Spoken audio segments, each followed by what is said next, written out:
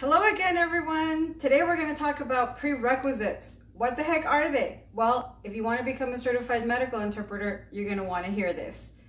I'll be right back. Go get a pen and paper.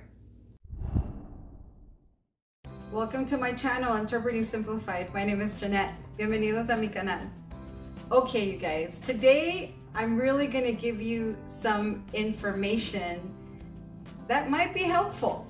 Now, again, I just want to remind everybody that the information that I'm sharing is based on my own experience. I'm not endorsing anybody, and I'm not saying that one organization is better than another or one route is better than the other. I'm just sharing the information that I'm familiar with in hopes that maybe it'll help you. I asked a couple of friends, what would you want me to tell you to help you in this process to make it easier?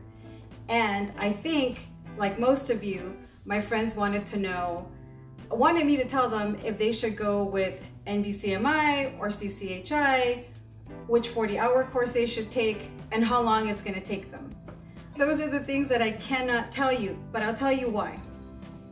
Whether you go with NBCMI or CCHI is really a matter of personal preference. I have colleagues that are certified with CCHI and they love it. And I have colleagues that are certified with NBCMI and they love that. So it's just a matter of which one works for you. What I can advise you is to go to each website, navigate it, and then you'll start to identify which one of the two you want to go with. They're both great. They're both nationally accredited, and they both certify amazing medical interpreters. Once you've chosen the organization that you want to go with, you go to that organization and you find their Get Started area, because they both have them in different areas, but they have the Get Started or Initiate the Process, however it's worded. You go there and you click the register button or registration button and you pay your fees.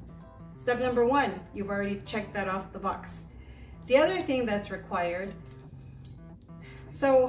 okay, stay with me here. I'm going to try to explain it to you as simply as I can, because it can sound a little confusing.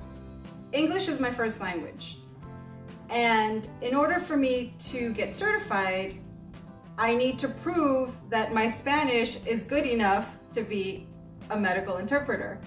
So there are different ways of accomplishing that.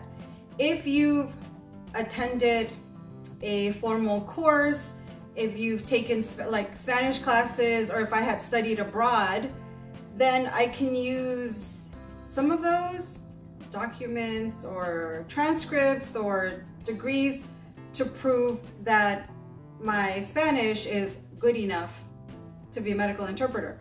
But because I didn't have any of that, I never took a Spanish class, I didn't study abroad, I didn't live in a Spanish-speaking country, I had to take a language assessment. The language assessment is just so that you have evidence of what in my case, what my language, Spanish language skills are. That's one of the prerequisites. I was confident enough to do that after I did the 40-hour course, because I had already participated in a language screening when I took the Cal State LA interpreters course that I talked about in the previous video. So I did it the other way around. I took the 40-hour course and then I took the language assessment. My advice to you would be, if you're not sure if your language skills are at the level they need to be, then take the language assessment first. And the good thing about that is that it's not that complicated. It doesn't require a lot. It really is just an assessment. Each of those websites have the link to click on for the language assessment test, and then there's a fee. So you pay the fee, you take the language test, and once you've completed it, you can something else to check off your checklist. And you feel like, wow, okay, I've completed two things, registration and language assessment. As far as the 40-hour course, again, I can't tell you which one to take. but you have to make sure that it's one that acknowledged or recognized by one of the two entities, either CCHI or NBCMI, depending on who you're going to go with. It sounds like a lot, but if we take the one step at a time, you're going to get there and it won't be overwhelming. I know exactly how you feel, because when I was trying to make these decisions, NBCMI, CCHI, which 40-hour course to take, I had a friend that I would turn to and ask her for her guidance and advice.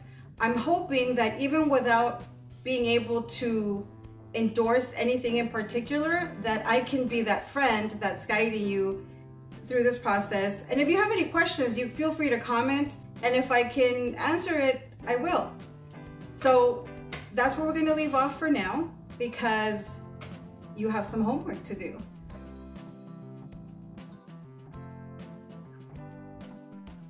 Check out some of my other videos to learn more about my journey as a medical interpreter. Go ahead and click like and or comment and subscribe. It's free and it lets me be there for you. And remember, if I can do it, you can do it too. See you next time.